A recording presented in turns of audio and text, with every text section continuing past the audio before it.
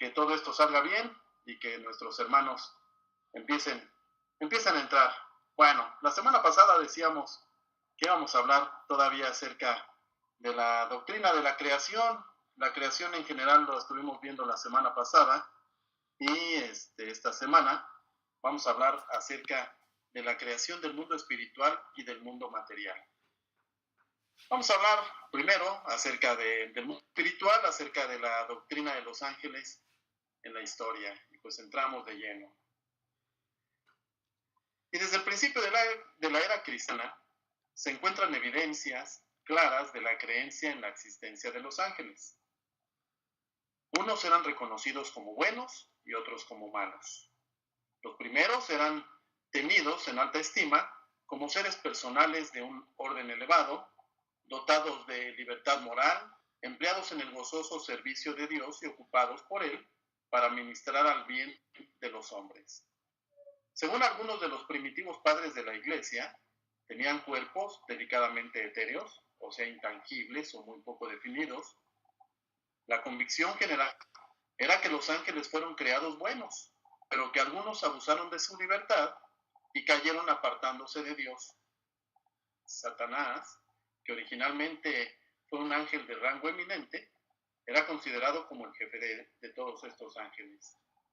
La causa de su caída fue el orgullo y la pecaminosa ambición, en tanto que la caída de sus subordinados se atribuía a la lujuria con que se sintieron atraídos por las hijas de los hombres. Más adelante vamos a comentar un poquito de esto. Este concepto se fundaba en la interpretación que comúnmente se daba entonces a Génesis 6:2. Al lado de la idea general de que los ángeles buenos ministraban a las necesidades y al bienestar de los creyentes, algunos acariciaban la noción específica de que los ángeles servían como guardianes para personas e iglesias individuales. Las calamidades de varias clases, como enfermedades, accidentes y pérdidas, se atribuían frecuentemente a la perniciosa influencia de los malos espíritus. La idea de una jerarquía angélica ya había hecho su aparición en ese entonces. Pero lo que sí no se consideraba correcto jamás era adorar a ninguno de los ángeles. Sabemos que hoy existe la religión de los ángeles, ¿verdad? Y muchos de ellos que se mencionan en esta religión de los ángeles no están nombrados personalmente en la escritura, y de ello vamos a hablar un poco más adelante. Los ángeles son seres racionales, morales e inmortales. Esto significa que son seres personales, dotados de inteligencia y voluntad. Aunque no son omniscientes, son superiores a los hombres en conocimiento. Recuerden, hermanos, que en la plataforma subimos estos capítulos, y ahí es donde podemos ver toda la serie de citas bíblicas para poder decidir lo que estamos diciendo. Por ejemplo, esto que estamos diciendo está en 24:36, y así las cosas con las cuales subimos estas clases están llenas de citas bíblicas. Me imagino que ya ustedes dos que están aquí se habrán dado cuenta. Además, poseen naturaleza moral y, por tanto, son recompensados por la obediencia y castigados por la desobediencia. La Biblia habla de los ángeles que permanecieron leales como ángeles santos y describe a los que cayeron como mentirosos y pecadores. Además de todo esto, se les adjudica poder, forman el ejército de Dios, un ejército de héroes poderosos, siempre listos para efectuar las órdenes del Señor. Y los ángeles malos forman el ejército de Satanás, inclinados a destruir el trabajo de Dios. La Biblia proporciona muy poca información respecto al estado original de los ángeles. Leemos, sin embargo, que al terminar Dios su trabajo creativo, vio todo lo que había hecho y he aquí que era muy bueno. Ha habido una gran cantidad de inútiles especulaciones acerca del tiempo y la caída de los ángeles. Realmente no podemos definir con una evidencia bíblica formal esto que estamos comentando. O sea, en qué momento se formaron, cómo fue la caída de los que ahora son malos. Así que lo que la Biblia más o menos nos da una idea, eso es lo que vamos a estar comentando. La teología protestante, por ejemplo, se ha satisfecho generalmente con el conocimiento de que los ángeles buenos retuvieron su estado original, confirmados en su posición, y ahora son incapaces de pecar. O sea, los ángeles que, recordemos, hace 2 clases el decreto divino, decíamos que el Señor en su decreto ya había determinado las cosas, y que definitivamente el hecho de que si los ángeles hay algunos buenos, unos malos, es porque definitivamente ahora sí que cuando se dividieron, ya no hubo de otra. Los ángeles buenos permanecen buenos siempre, siempre permanecerán leales a Dios. Y los ángeles malos siempre permanecerán en contra de Dios. O sea, ya no hay creación de más ángeles. No quiere decir como en algunas malas interpretaciones, ¿verdad? Y más adelante vamos a hablar acerca de ese ángel guardián que definitivamente decimos que tenemos. No quiere decir que cada que nace un ser humano, pues Dios crea un ángel nuevo para que ese sea su ángel guardián. O que el ángel guardián de una persona que fallece viene a tomar el lugar de él cuando nace alguien en este mundo. Eso no tiene ningún sustento bíblico y definitivamente es una cosa que no podemos sostener con nada de lo que la Biblia nos pueda decir. No solamente se les llama ángeles santos, sino también ángeles de luz.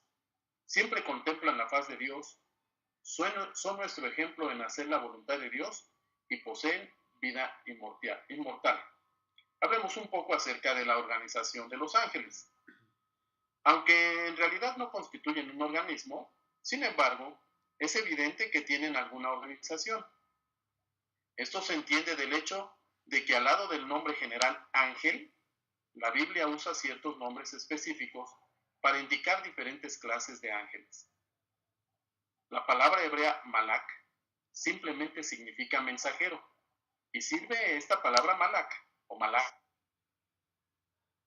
para designar a algún enviado, ya sea enviado por los hombres o enviado por Dios. O sea, la palabra malak, mensajero, que se traduce en ángel, también sirve para designar a los mensajeros que los hombres envían.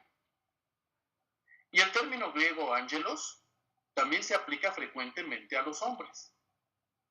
No hay en la escritura un nombre general y distintivo para todos los seres espirituales. Se les llama hijos de Dios, espíritus, santos, vigilantes, pero sin embargo hay varios nombres específicos que indican diferentes clases de ángeles. Vamos a hablar de estos nombres. Por ejemplo, los querubines. Los querubines se mencionan repetidamente en la escritura. Guardan la entrada al paraíso, contemplan el propiciatorio y sostienen el carro en el que Dios desciende a la tierra.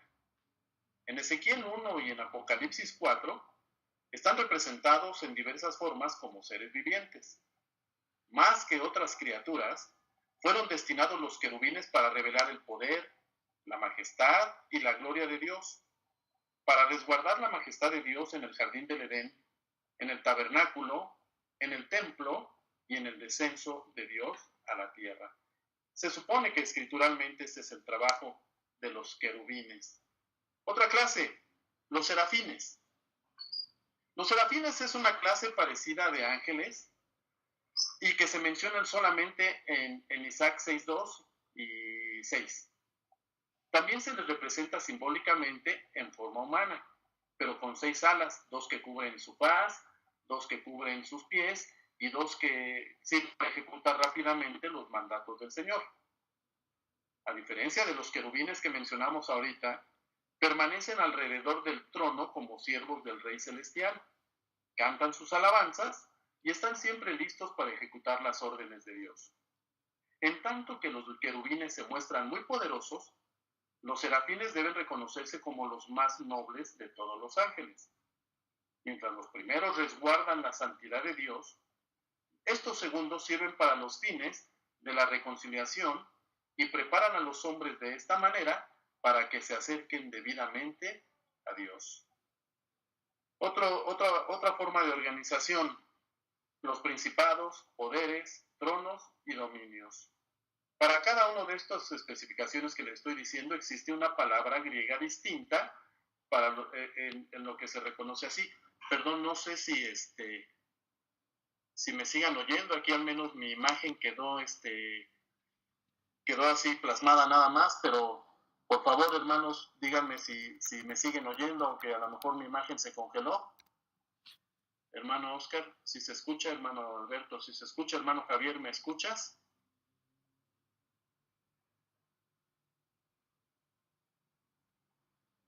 Pues no hay respuesta de mi hermano Javier. Ah, ok, sí se escucha, pero sí, lo que pasa es que aquí en mi computadora, que me está dando muchos problemas, se quedó mi imagen congelada. No sé si ustedes me están viendo en movimiento o se quedó también congelada, pero en fin, lo bueno es que me escuchan. Y sí, podemos continuar así. Muy bien, hermano.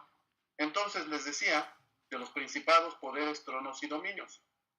Además de los dos que ya dijimos, querubines y serafines, la Biblia habla de ciertas clases de ángeles que ocupan puestos de autoridad en el mundo angelical, nombrándolos como principados y como tronos, como ya dijimos ahorita. Estas designaciones no indican diferentes clases de ángeles, sino simplemente diferencias de rango o de dignidad entre ellos. Pero hay dos que se mencionan por nombre, que definitivamente algunos consideran que no necesariamente tendría que ser nombre propio, pero que en español nosotros los tenemos como nombre propio: Gabriel y Miguel. A distinción de los otros ángeles, a estos dos se les menciona por nombre. La mayoría de los comentadores lo reconocen, por ejemplo, a Gabriel como un ángel creado, pero algunos de ellos niegan que el nombre Gabriel sea nombre propio y lo consideran como un nombre común que significa nada más hombre de Dios. O sea, la palabra Gabriel en hebreo tiene este significado, hombre de Dios, o a veces lo toman nada más como un sinónimo de ángel, pero esta es una posición insostenible. En realidad, hay algunas cosas que los comentadores, que los teólogos dicen, pero que de repente no son muy sostenibles con lo que la Escritura nos puede dar a entender. Me parece que la tarea de Gabriel ha sido mediar en las revelaciones divinas e interpretarlas. Por otro lado, el nombre de Miguel, que mencionan Daniel, Judas y Apocalipsis, significa literalmente ¿quién es Dios? Una pregunta, viene siendo lo mismo. ¿Quién es Dios? Y esto ha sido interpretado como una designación de la segunda persona de la Trinidad. La verdad, yo pensaba que solamente esto lo decían los testigos de Jehová, ¿no? Pero hay interpretaciones desde muy temprano en donde recuerden que los teólogos siempre han visto la Trinidad y entonces han considerado así como que este Miguel es la segunda persona de la Trinidad. Yo creo que de ahí sacaron los testigos de Jehová, y hoy lo comprendo, el hecho de que ellos digan que Jesús fue desde un principio creado y que fue precisamente este ángel o este arcángel Miguel. Pero definitivamente esto de Miguel como segunda persona de la Trinidad no es más sostenible que la identificación de Gabriel con el Espíritu Santo. O sea, Dios Padre Todopoderoso, Yahvé, es la persona número uno de la Trinidad, Miguel es la persona número dos, o sea, el Hijo, y Gabriel es la persona número tres, o sea, el Espíritu Santo. Pero, como estamos comentando, esto definitivamente es insostenible con lo que la Escritura dice. Atendiendo al hecho de que se le llama el arcángel en Judas 9, a este Miguel, y a la expresión usada en Apocalipsis 12:7, parecería que ocupa un sitio importante entre los ángeles. Vemos en él al valiente guerrero que libra las batallas de Jehová en contra de los enemigos de Israel y de los malos poderes del mundo de los espíritus. No es imposible que el título arcángel también se le aplique a Gabriel y a otros cuantos ángeles. Hace rato les decía que definitivamente hay iglesias o la iglesia de los ángeles, en donde se nombran por lo regular a 7, estos dos, Gabriel y Miguel, pero se nombran también a otros 5 que nombran libros libros deuterocanónicos o apócrifos de la Escritura. Entonces de ahí sacan los 7 nombres de los ángeles. Pero lo que la Biblia canónica nos da a conocer, por lo pronto, son solamente estos dos nombres.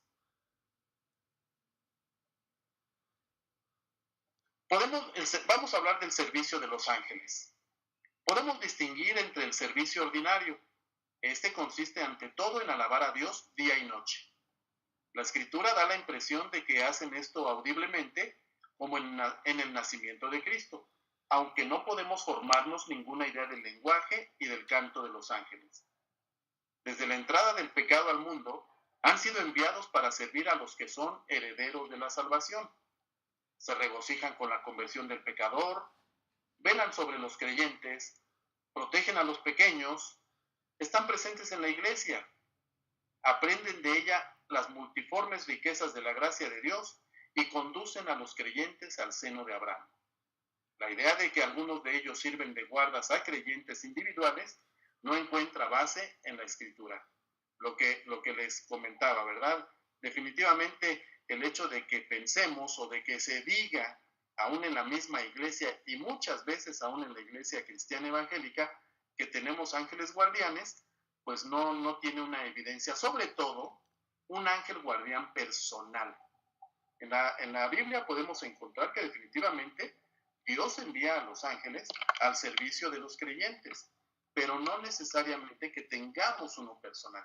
No hay evidencia de eso, ¿verdad? Así que pues hoy podemos desechar esa idea de que tenemos un ángel guardián. Un segundo nada más, hermanos. Un segundo, por favor.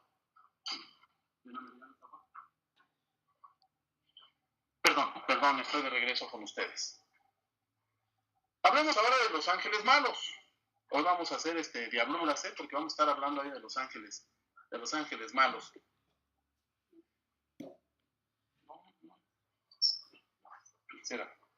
Ok, bueno, es que pedí un poquito de agua, perdónenme por favor.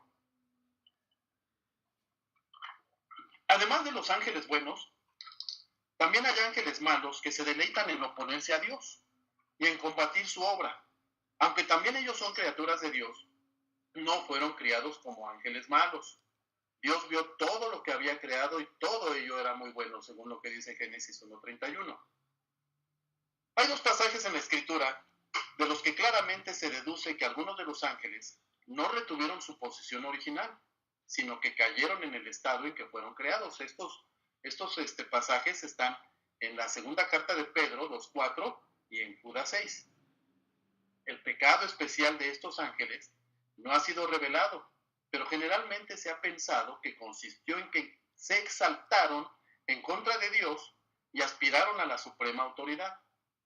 Si esta ambición jugó una parte importante en la vida de Satanás y lo llevó hasta su derrumbe, eso explicaría desde luego por qué tentó al hombre en este punto particular y procuró seducirlo para lograr su destrucción, apelando a una posible y parecida ambición del hombre.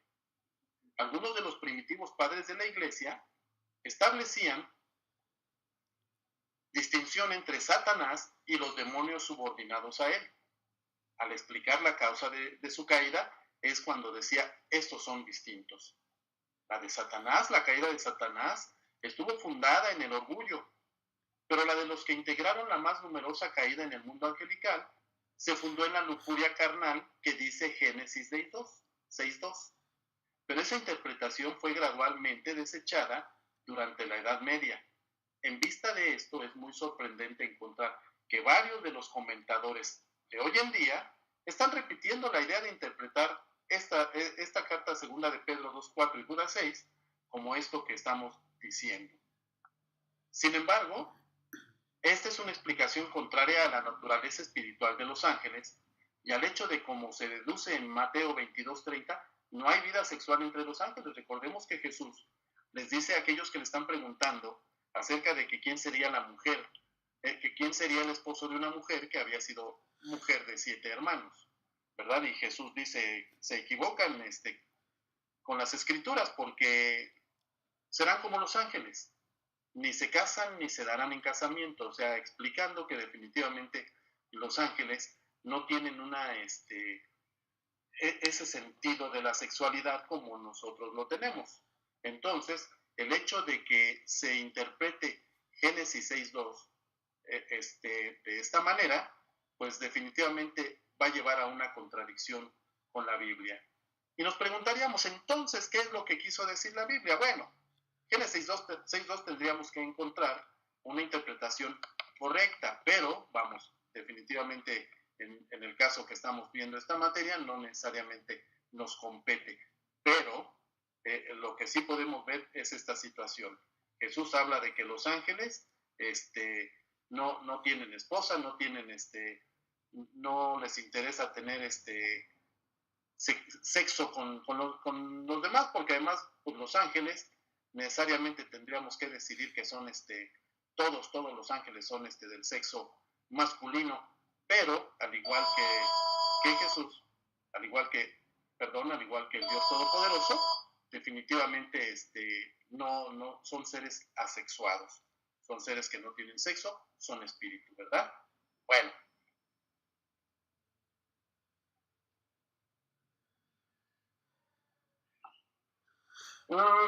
Ok, entonces decíamos que según Mateo 22:30, pues obviamente no hay vida sexual entre los ángeles. Además, siguiendo esta explicación, tendríamos que admitir una doble caída en el mundo angelical. Primero la caída de Satanás y después, considerablemente más tarde, la caída de la que resultó el ejército de diablos que ahora sirven a Satanás. Parece mucho más aceptable que Satanás haya arrastrado a los otros juntamente con él en su caída. Esta es una explicación que tendría más fuerza en lo que en la interpretación de lo que vemos en la escritura. Ahora, Satanás aparece en la escritura como el jefe reconocido de los ángeles caídos. Fue originalmente, según parece, uno de los más poderosos príncipes del mundo angelical y se convirtió en guía de los que se rebelaron y cayeron de la comunión con Dios. El nombre Satanás lo señala como el adversario. Esto es lo que quiere decir Satanás. No principalmente del hombre, sino de Dios, el adversario de Dios. Atacó a Adán como la corona de la obra de Dios. Él opera la destrucción y por eso también se le llama Apolión, que quiere decir el destructor, y asalta a Jesús cuando éste inicia la obra de restauración. Después de la entrada del pecado en el mundo, él se hace diablo. La palabra diablo quiere decir el acusador, porque acusa continuamente al pueblo de Dios. Se le presenta en la escritura como el originador del pecado y aparece como jefe reconocido de los ángeles caídos. Él sigue siendo el jefe de los ejércitos angelicales que arrastró con él en su caída y los emplea en hacer resistencia desesperada contra Cristo y su reino. Repetidamente a Satanás se le llama también el príncipe de este mundo, no del mundo, ¿verdad? Porque esto, obviamente, el príncipe del mundo, el rey del mundo es Dios, es Cristo. Y aún se le dice también el Dios de este mundo, siempre Dios con minúscula, y de este mundo, entrecomillado, el mundo de la maldad, el mundo en el que él quiere arrastrar al hombre. Porque esto no significa que él tenga el control del mundo, puesto que quien lo tiene es Dios. Y él ha entregado toda la autoridad a Cristo. Pero esto sirve para dar idea de que Satanás tiene el control de este mundo malo, el mundo que éticamente está muy separado de Dios. Esto es lo que dice la Biblia de este mundo, ¿verdad? Cuando en nuestras iglesias hablamos acerca de que no somos de este mundo, cualquier cosa que a nosotros no nos parezca, no es de este mundo. Que la mujer use pantalones no es de este mundo. Que las canciones no son de este mundo. Y que tantas y tantas cosas no son de este mundo. Este no es el mundo de nosotros. Por supuesto que es el mundo de nosotros. Pero el mundo de nosotros, ¿sí? Tiene por ahí buscando a quién fregar, a quién dañar, a quién tragar, a este jefe de todos los demonios, a Satanás, ¿verdad? Entonces, cuando cuando la Biblia dice que si nos hacemos amigos de este mundo, no somos amigos de Dios, pues por supuesto no quiere decir precisamente este planeta Tierra en el que estamos habitando, porque ¿para dónde nos vamos a ir? Entonces la idea es que, así entrecomillado, este mundo es el mundo de maldad que Satanás quiere gobernar. Yo espero que me puedan entender la diferencia.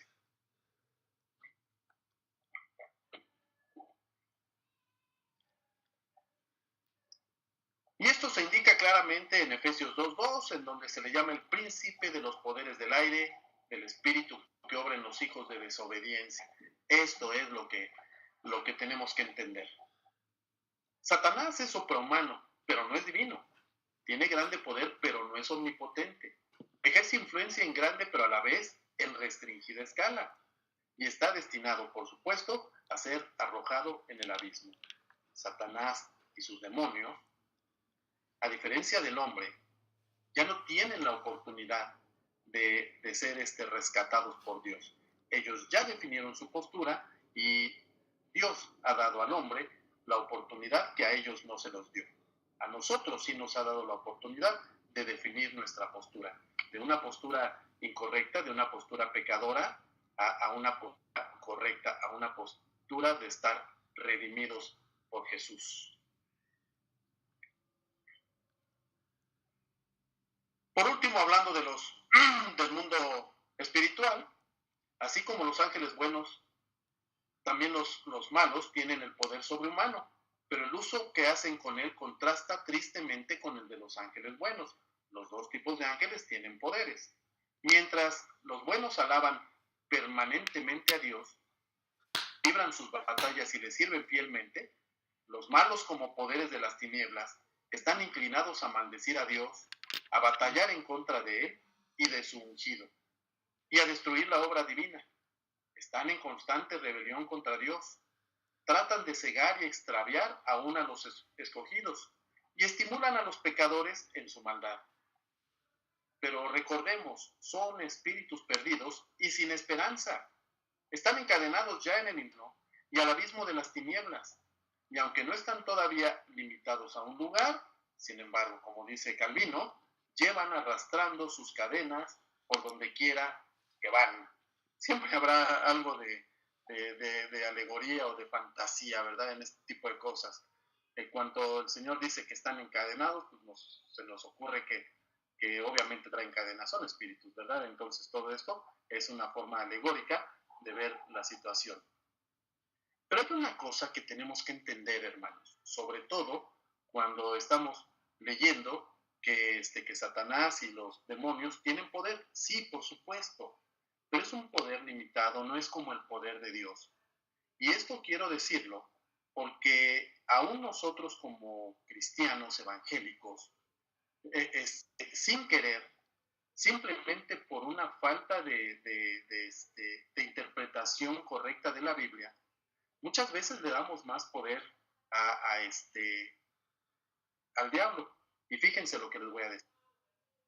He conocido, realmente he estado sirviendo en una sola iglesia desde hace 13 años, pero han pasado por ahí muchos hermanos, muchos personajes, y varios de ellos, ¿no?, que en especial siempre lo tomo como un ejemplo, que me platicaba un día: hermano, ¿sabe qué? Tengo 25 años pidiendo la llenura del Espíritu Santo, y por más que a todos los avivamientos llego y voy, jamás he tenido la llenura del Espíritu Santo, ¿no? Entonces, se iba muy triste. Yo le decía, bueno, pues no la ha tenido porque pues, no lo está buscando de veras, ¿no? La Biblia dice que busca Jesús, el que busca encuentra, y eso es relativamente definido hacia Jesús. Bueno, y por otro lado, me he encontrado con hermanos que tienen mucho miedo, que predican en contra de, y no estoy como Jesús Adrián Romero, ¿verdad? Por ejemplo, acerca del Día de los Muertos, del Halloween, ¿no? Y que de repente predican: ¿saben qué, hermanos? No le pongan a su hijo disfraz, ya no de calabacita, ¿verdad? Pero en fin, no le pongo el disfraz de calaverita, de bruja, de diablo, porque, porque si le ponen eso se les va a meter el espíritu malo. Y a lo que voy es a esto, o sea, estos dos ejemplos que les digo, ¿verdad? Un hermano, 25 años batallando, tratando de que el Espíritu Santo llegue a él, y él hacía sus rituales, la llenura del Espíritu Santo no es un ritual, pero él hacía sus rituales, que a veces se acostumbran, para tener la llenura del Espíritu Santo. Bueno, pues resulta que el poder de Dios, del Espíritu Santo, no podía llegar hacia él por alguna situación. Pero si nosotros disfrazamos, o si dicen, si se disfraza a alguien, nos disfrazamos a los pequeñitos de diablito, de bruja, de calabacita, de gatito, el espíritu del diablo se le mete. Es lo que les estoy diciendo, o sea, le damos un poder más grande al diablo que a Dios. O sea, un hombre que a pesar de los rituales tiene ganas de que el Espíritu Santo esté en él, simplemente el Espíritu Santo no entra, pues por alguna razón. Pero si se pone bigotes y orejitas de gato, ¡pum!, el espíritu del diablo se le mete. Entonces, obviamente, ¿sí?, le estamos dando, sin querer, pero sobre todo por ignorancia, le damos más poder al poder del malo que al poder del bueno. Tenemos que reflexionar en eso, por favor. Y como les digo, no tengo el espíritu de Jesús Adrián Romero de que diga, sí, Halloween también puede ser en la iglesia y no pasa nada. Cada quien, ¿verdad? Pero sí tenemos que reflexionar acerca de esta situación que luego decimos. Bueno, ahora vamos a hablar de la creación del mundo material. Y vamos a hablar del relato de la creación según la Escritura. Así como los hebreos, otras naciones tuvieron también sus relatos respecto al origen del universo material y del modo en que el caos original se convirtió en un cosmos o mundo habitable.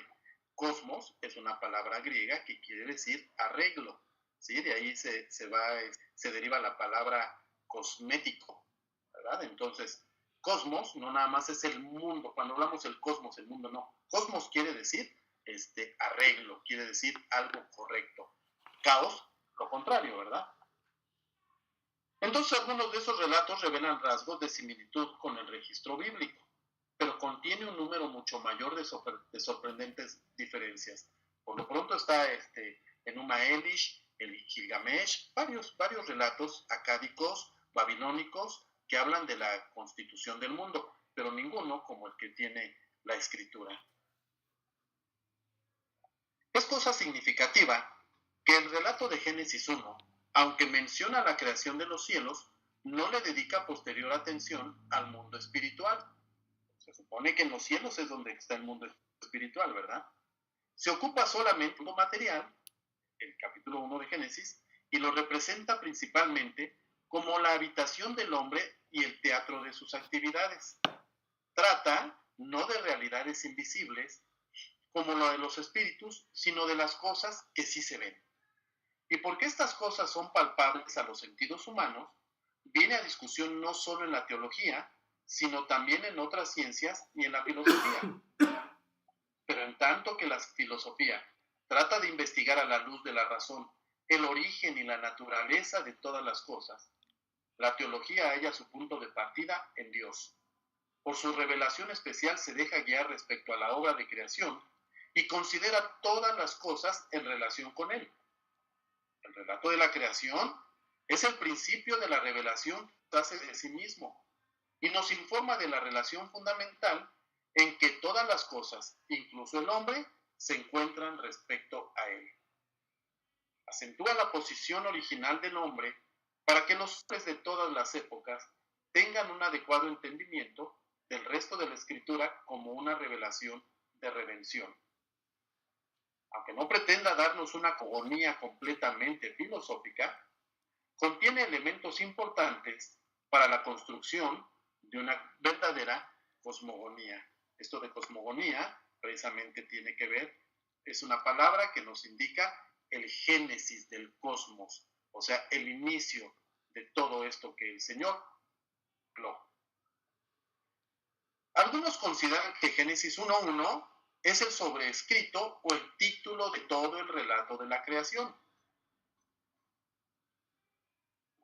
Pero esto es muy objetable. La interpretación más generalmente aceptada es que Génesis 1:1 ilustra la creación original e inmediata del universo, llamada en estilo hebraísta cielos y tierra.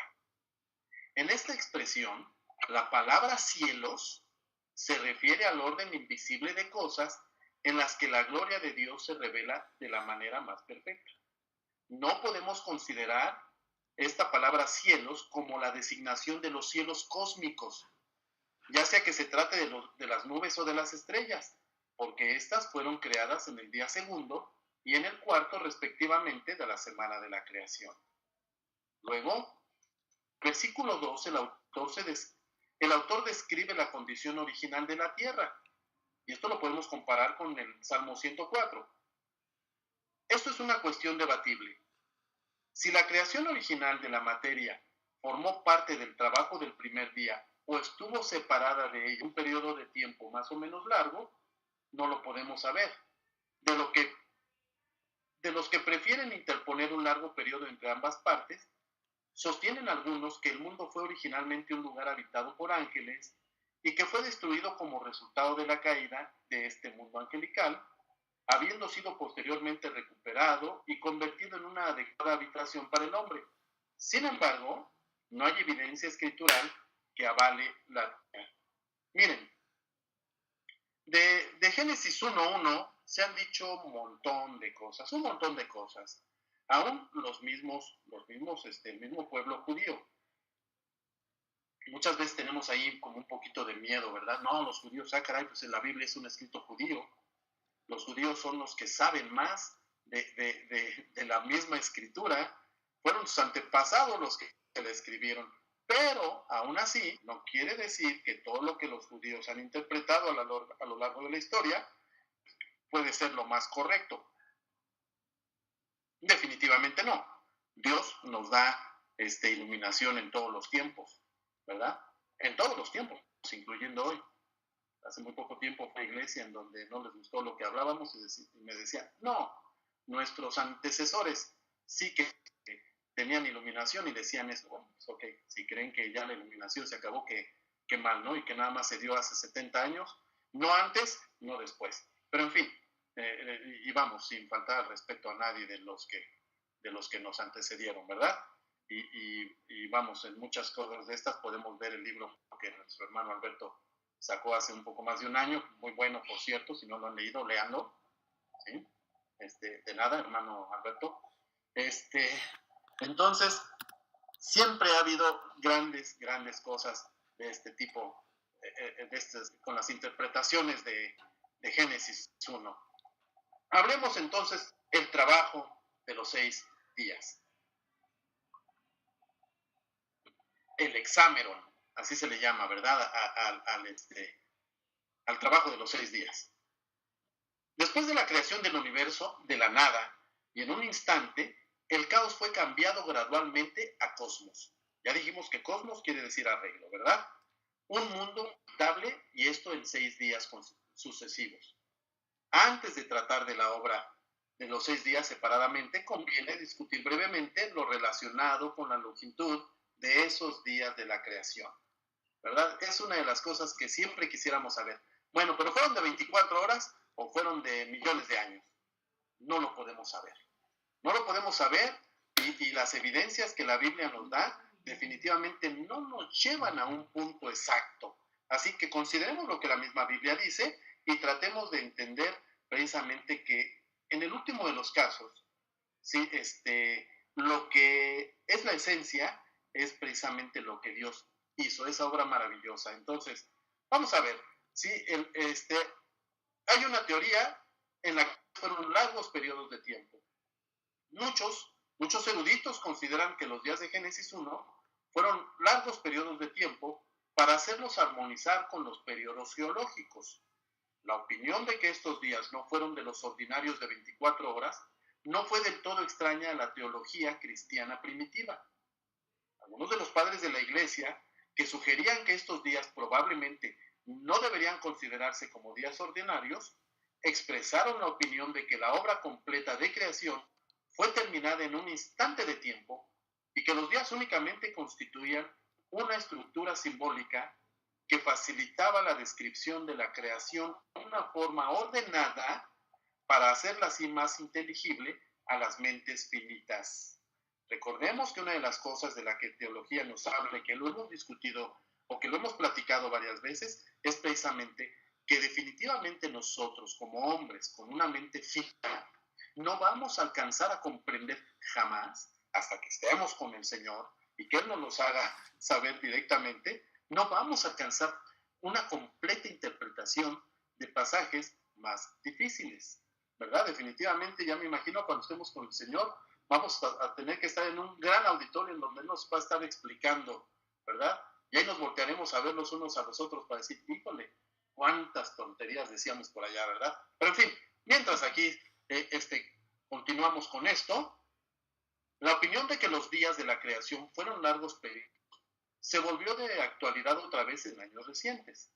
Sin embargo, no fue como resultado de estudios exegéticos, sino bajo la influencia de los descubrimientos de la ciencia. Y hermanos, ahí sí no podemos hacernos a un lado.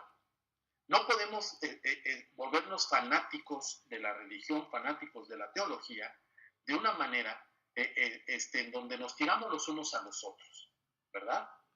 Porque si no, nos pareceríamos a la Iglesia Católica del tiempo de Galileo. Galileo demostró con sus estudios que definitivamente la Tierra no era el centro del universo. Sin embargo, recordemos esas historias acerca de que la Iglesia lo cuestionó, lo llamó a juicio y este señor se tuvo que arrepentir y que la Santa Inquisición también quemaba a todos aquellos que dijeran lo mismo que Galileo pensaba y resulta que Galileo tenía razón. Y entonces, ¿qué queda la Iglesia? Pues ponerse con la cola entre las patas y pedir perdón. Entonces nosotros no nos podemos cerrar a lo que la ciencia ha descubierto. Claro, hoy en día se volteó la tortilla. Hoy en día, ¿sí? La gran mayoría de las personas, sobre todo los jóvenes estudiantes, definitivamente, así como antes se cerraban los ojos y decía lo que dice la Iglesia infalible, ahora cierran los ojos y dicen lo que dice la ciencia es la verdad, aunque muchas de las teorías no estén comprobadas, aunque muchas de las teorías se contradigan con ellas mismas. Entonces, no nos podemos cerrar. Sí hay muchas cosas que la ciencia ha descubierto, pero que definitivamente la teología tiene que apegarse para definir que lo que la ciencia dice no necesariamente contradice a la Escritura, sino que le da una idea todavía más clara. Es así como cuando el Señor Jesús vino a la tierra y dijo, yo no vengo a quitar la ley, vengo a aclararla, vengo a hacerla que todos la vean más clara como debe de ser. Entonces, la ciencia, en muchas partes de lo que nos ha dicho, sí ha podido aclarar lo que la Biblia trata de decirnos, sin decir que está encima de la Biblia, pero ellos mismos dicen que la Biblia no está encima de la ciencia. En fin, son dos partes que están en busca de la verdad y que tienen que llegar por sus medios. Antes del siglo XIX, los días del Génesis más generalmente se consideraban como días literales, pero desde luego la interpretación humana es falible, tiene que ser revisada a la luz de posteriores descubrimientos. Si la exégesis tradicional está en oposición, no solamente contra las teorías científicas que solo son interpretaciones, sino contra bien fundados hechos, se impone naturalmente una revisión y una reinterpretación. Esto es lo que le estaba yo diciendo acerca de Copérnico y de Galileo, ¿verdad? La Iglesia tuvo que aceptar que eran hombres que habían tenido razón, pero que definitivamente no denostaban la Biblia. Eso es lo que tenemos que saber. Sin embargo, difícilmente puede sostenerse que los periodos geológicos necesiten un cambio de frente, puesto que están generalmente reconocidos como hechos bien fundados aún en círculos científicos. No podríamos decir que lo que la ciencia ha descubierto no es cierto. O sea, realmente ahí estaríamos actuando o fanáticos de la religión o como bebés espirituales. Y ninguna de las dos posturas es la correcta según la Escritura. La otra teoría es de que fueron los días literales en la creación. El concepto más aceptado ha sido siempre el que los días de Génesis 1 han de entenderse como días literales. Uno de los primitivos padres de la Iglesia no los consideraron como indicaciones verdaderas del tiempo en que la obra de la creación fue ejecutada, sino más bien como formas literarias en las que el escritor de Génesis moldeó el relato de la creación para dar un cuadro objetivo de ella, en la cual, en verdad, fue hecha en un solo instante, en una forma ordenada a la inteligencia humana.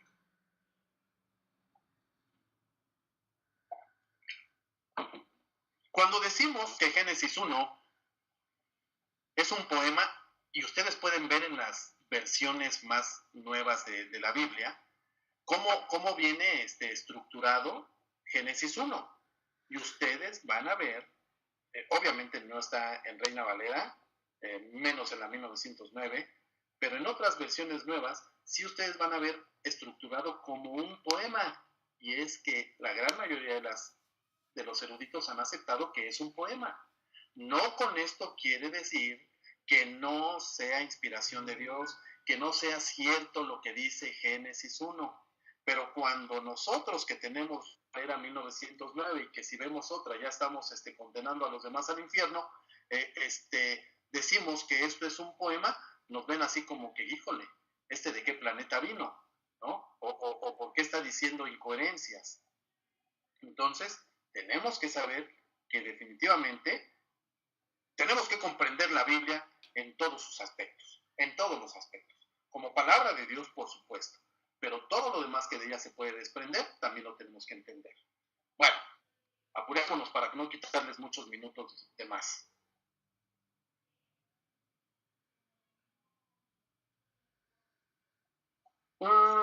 Veamos a ver aquí. Únicamente después de que las comparativamente nuevas ciencias de la geología y la paleontología avanzaron con sus teorías acerca de la enorme edad de la Tierra, fue cuando los teólogos comenzaron a mostrarse inclinados a identificar los días de la creación con las grandes edades geológicas. Y miren, a partir de ahí tenemos una gran diferencia, ¿verdad? Nos dicen que la Tierra tiene miles de millones de años. Hecho, no comprobable, por supuesto, ¿verdad? Pero a veces nos aferramos, así como los judíos, y decimos, no, estamos en el año 5475. Definitivamente, esto no es sostenible. Entonces, tenemos que ver, como ya dije hace rato, que las geológicas están marcando nuestro planeta Tierra, no por todos lados, pero que son cosas que sí tendríamos que considerar para esto y no desear. Miren, lo que Génesis 1 nos dice es cierto, ¿sí? Ahora, que nosotros sepamos con exactitud cómo fueron los días y en qué momento empezó el tiempo, pues definitivamente no lo vamos a poder determinar nosotros, ¿verdad? Sobre todo, como les decía, pues son cuestiones que tenemos que ir anotando en nuestra libretita espiritual porque no nos vamos a llevar papel para cuando lleguemos allá con nuestro Señor. Se prefiere la interpretación literal del término día en Génesis 1 por las siguientes consideraciones. 1. En su significado natural, la palabra yom, hebrea, que quiere decir día, denota un día natural. Y es una buena regla en exégesis no separarnos del significado original de una palabra, a menos de que así lo requiera el contexto. 2. Parece que el autor de Génesis, el recopilador de Génesis, trató de encerrarnos absolutamente en la interpretación literal mediante la adición de las palabras y fue la tarde y la mañana al tratarse de cada día en particular. Cada uno de los días mencionados también tiene una tarde y una mañana, lo que difícilmente podría aplicarse a un periodo de millares o de millones de años.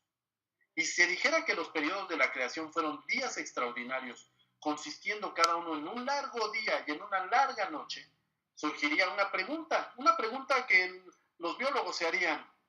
¿En qué se convertiría toda la vegetación durante aquella larguísima noche? ¿Verdad? La vegetación necesita de la luz.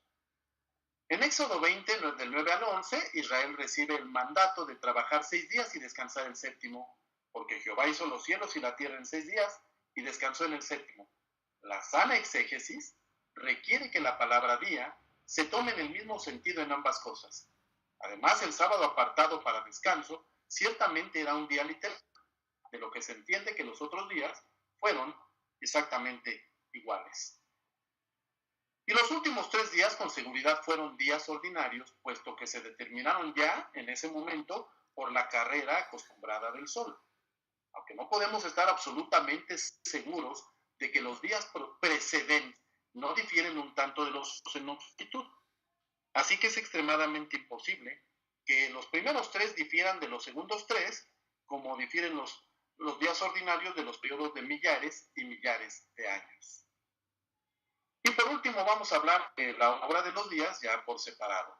Todavía nos tomamos unos minutitos, todavía nos faltan unos cuantos para poder terminar este tema. Notemos en la obra de la creación una gradación definida, en la que el trabajo de cada día conduce a y a la vez prepara la obra del día siguiente, culminando el todo en la creación del hombre, que es la corona de la obra manual de Dios, confiándole la importante tarea de hacer que toda la creación contribuya para la gloria de Dios. Día 1.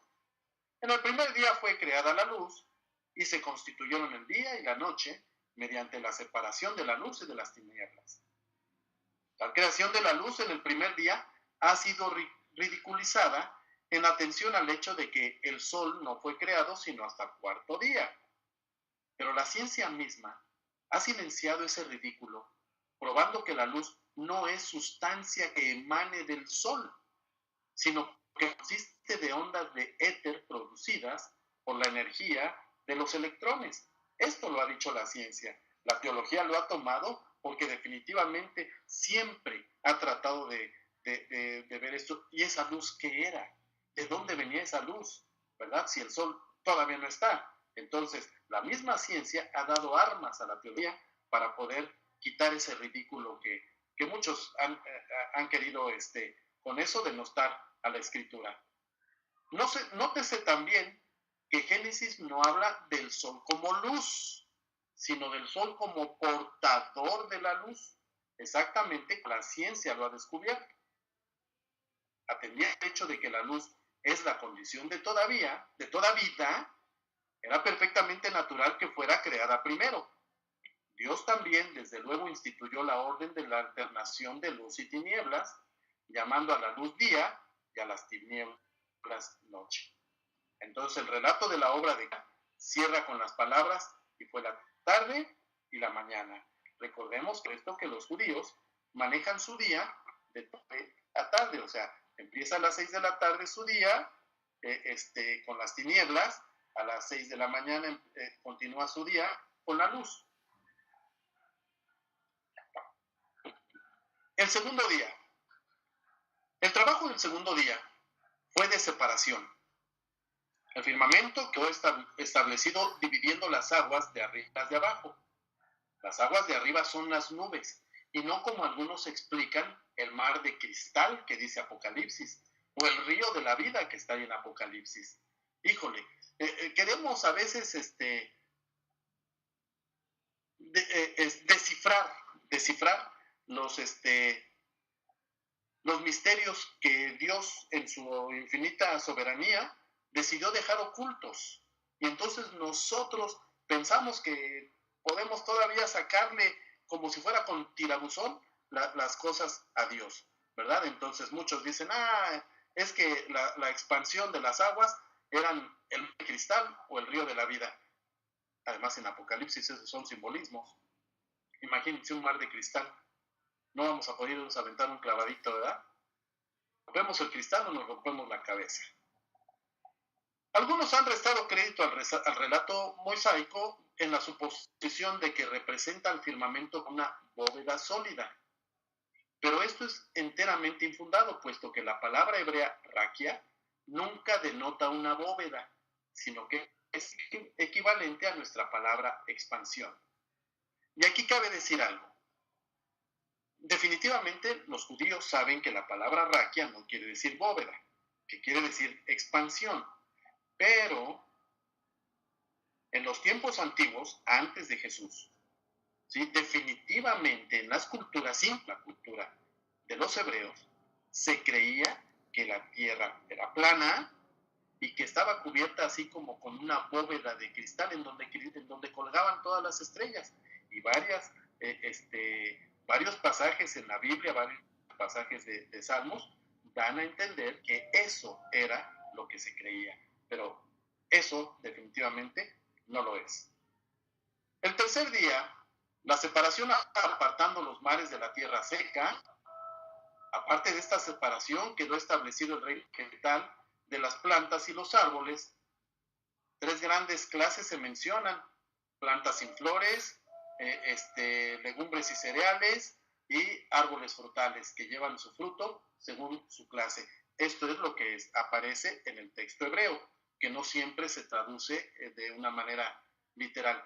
Pero tenemos aquí que notar estos puntos. Uno, cuando Dios dijo, produzca la tierra hierba verde, etc., no fue equivalente a decir que la materia inorgánica se desarrolle por su propia fuerza inherente en vida vegetal.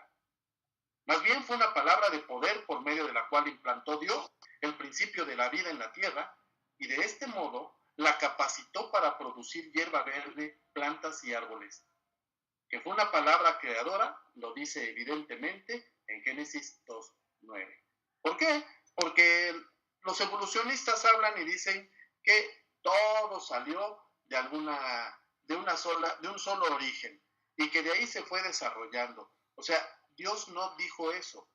Dios dijo que cada una produjera según su especie y las especies no generan otras especies, por muy evolucionado que esto sea. 2. Que la declaración y la tierra produjo hierba verde, hierba que da semilla según su naturaleza, y árbol que da fruto cuya semilla está en su género, favorece la idea de que las diferentes clases de plantas fueron creadas por Dios y que no se desarrollaron una de otra, es lo que le estoy diciendo. Una especie no genera otras especies. Por ahí anda un video muy controversial, ¿verdad? De un niño predicador, muy criticado, y a mí me da mucha risa, ¿verdad? Los monitos solamente tienen hijos monitos. Pues sí, y los hombres hijos hombres, que a veces nos salen bien bonitos, pero definitivamente no es así. Una especie no da origen a otra especie. Y Dios dijo que definitivamente la tierra generara según su especie. El cuarto día, el sol y la luna y las estrellas fueron creadas como lumbreras para servir a varios propósitos. Ya nos pasamos 4 minutos, nada más les voy a robar otros 5 más o menos y ya, ¿sí? Para terminar este tema. ¿Cuáles son los propósitos de la sol, luna y estrellas? 1. Dividir el día de la noche. 2. Servir de señales, es decir, indicar los puntos cardinales, anunciar los cambios de temperatura, servir como señales de importantes eventos futuros y juicios por venir. 3. Para señalar las estaciones, días, años. Es decir, para el cambio de las estaciones, la sucesión de los años y la repetición regular de los días que Dios, en su infinita misericordia y voluntad, marcó como días que se tenían que celebrar. Y 4, para servir de luminarias a la tierra y de este modo hacer posible el desarrollo de la vida orgánica sobre la tierra. Quinto día. Este día trajo la creación de las aves y los peces, es decir, los habitantes del aire de las aguas. Las aves y los peces pertenecen al mismo género porque hay entre ellos una gran similitud en su estructura orgánica. Además, se caracterizan por una inestabilidad y movilidad que tienen en común con el elemento en que se mueven, a diferencia del suelo firme. También concuerdan en su método de procreación. Nótese también que los peces y las aves fueron creados según clase, lo que quiere decir que fueron creadas las especies, y no lo que decía hace rato. El sexto día, este día nos trae el clímax de la obra de la creación. En relación con la creación de los animales, se usa de nuevo la expresión produzca la tierra, y esto otra vez debe interpretarse en la forma en que ya lo indicamos anteriormente.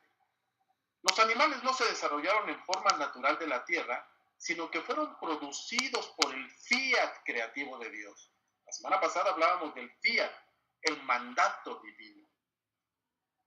Se nos dice con toda claridad en el versículo 25 que Dios hizo las bestias de la tierra, el ganado y todo animal que se arrastra sobre la tierra según su especie. Pero aun cuando la expresión se refiera a un desarrollo natural, no armonizaría con la doctrina de la evolución, puesto que esa doctrina no enseña que los animales se desarrollaron directamente del reino mineral. ¿Cómo? Pues sí, así dijo el Señor, produce tierra. Entonces la tierra es el reino mineral. De ahí salen los animales.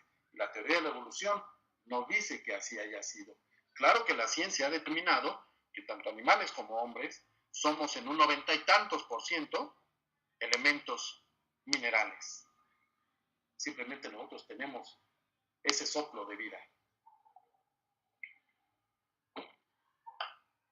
La creación del hombre se caracteriza por el solemne dictamen que la precedió. Hagamos al hombre a nuestra imagen y según nuestra semejanza.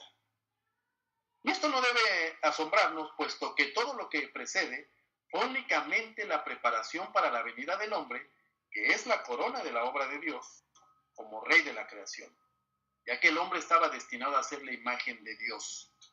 Las palabras hebreas selem y demud, que son imágenes y semejanza, no denotan exactamente a cosa. Sin embargo, se usan indistintamente. Cuando se dice que el hombre fue creado a la imagen de Dios, se da a entender que Dios es el arquetipo del que el hombre es solamente copia. Y cuando se añade que fue creado según la semejanza de Dios, esto únicamente añade la idea de que la imagen es en todo sentido parecida al original en todos los detalles. En su entero ser, el hombre es la imagen exacta de Dios. Ahora, ¿qué es esto? Ayer en la escuela, ya nuestro hermano Javier se fue. Bueno, ayer en la escuela me preguntaban precisamente esto, ¿verdad? ¿Y qué es eso de la imagen y semejanza? Y vamos, ya no nos vamos a detener mucho porque ya nos pasamos un poquito de tiempo, pero dos puntos bien importantes. La libertad de acción, esa nos la dio Dios. Y la capacidad de amar. Eso es Dios, porque definitivamente Dios es espíritu, no tiene un cuerpo humano, así que no podríamos decir que este cuerpo es igual al de Dios, porque Dios no tiene cuerpo, ¿verdad? Entonces, definitivamente tendría que ser esto. Y antes de que terminemos el último día, podemos siempre llamar la atención del notable paralelo que existe correspondiente entre los 3 primeros días y los segundos días de la creación. Día 1, crea la luz y las cepas lumbreras. El día 4 crea el sol, la luna y las estrellas. El día 2, la creación de la expansión y separación de las aguas. Día 5, la creación de los que viven en el agua y de los que viven en el aire. Día 3, el hecho de que ya haya creado tierra seca. Y día 6, ¿quién iba a vivir en la tierra seca? Las bestias del campo, el ganado, los hombres. El séptimo día. El séptimo día es el descanso de Dios y este contiene un elemento negativo. Dios cesó de su obra creativa, pero a esto se le debe añadir un elemento positivo, es decir, se deleitó con su obra completa. Su descanso fue como el del artista que, habiendo terminado su obra maestra, la contempla con profunda admiración y deleite, y se complace profundamente en su producción artística, porque dice, y vio Dios todo lo que había hecho, y aquí que todo era bueno. Todo respondió al propósito de Dios y correspondió al ideal divino. De aquí que Dios se regocijara en su creación, porque en ella reconocía el reflejo de sus gloriosas perfecciones. Su faz radiante brilla sobre ella y produce una lluvia de bendiciones. Y 30 segundos más para comentar esto. Génesis 2 es un segundo relato de la creación. Recordemos que los judíos hasta hoy dicen que la mujer de Génesis 1 se llamó Lilith y que la mujer de Génesis 2 es Eva, que Lilith fue una mujer casi diabólica y que de ella no surgió nadie, y obviamente de Eva, todos los vivientes. Pero siempre está esa situación, el que piensa que hay una segunda creación. Es muy común entre la más moderna alta crítica considerar que Génesis 2 contiene un segundo e independiente relato de la creación. Simplemente hoy en día se sabe casi con certeza, o al menos es la teoría más aceptada, que Génesis 1 es un trabajo de la tradición eloísta, y Génesis 2 es un trabajo de la escuela yavista, más antiguo que Génesis 1. Y se dice que no hay acuerdo entre ellos, sino que se contradicen en varios puntos. Conforme al segundo relato, en lo que se distingue del primero, la tierra está seca antes de la creación de las plantas. El hombre fue creado antes de los animales, y eso solamente el hombre, no hombre y mujer. Enseguida Dios creó a los animales para ver si podían ser adecuados compañeros para el hombre. Viendo que en ese sentido esto no era correcto, finalmente crea a la mujer como la ayuda idónea del hombre, y finalmente los coloca en el jardín del Edén, que de antemano había preparado para el hombre. Pero todo esto es exactamente una completa mala interpretación del segundo capítulo. Génesis 2 no es ni pretende ser relato de la creación. ¿Qué nos encontramos? El sobrescrito con el que empieza Génesis 2, que son las palabras hebreas Ele Toledot, se encuentra 10 veces en Génesis, y Ele Toledot quiere decir estas son las generaciones. Y nunca se refiere al principio u origen de las cosas, sino siempre, precisamente esto que estoy diciendo, a las generaciones, es decir, a la historia posterior. Esta expresión data de un tiempo cuando la historia consistía en la descripción de las generaciones. Entonces, el segundo capítulo de Génesis principia con la descripción de la historia del hombre.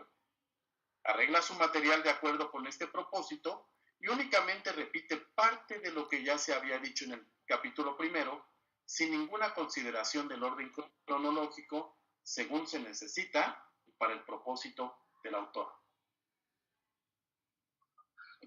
Y ya nada más termino diciendo esto. Hoy se sabe, y miren, cuando decimos hoy se sabe no quiere decir para ciencia cierta, sino que son las teorías más acertadas, más acercadas a lo que se supone es la realidad.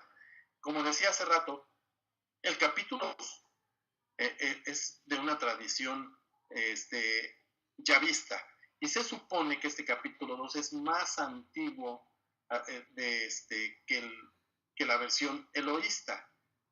Entonces, el recopilador, esto se cree, el recopilador de Génesis toma las dos tradiciones y pone primero Génesis 1 porque tiene un orden más racional, más lógico, pero no quiere dejar de usar la tradición yavista, porque, pues como hoy en día, ya era una tradición. Y entonces es lo que se supone que se hizo. Bueno, pues nos pasamos unos minutos, pero por fin terminamos este tema. Bueno, va a estar ya en la plataforma. Si no necesariamente mañana, en los primeros sábados del mes tenemos una junta y a veces es difícil hacerlo el mismo día.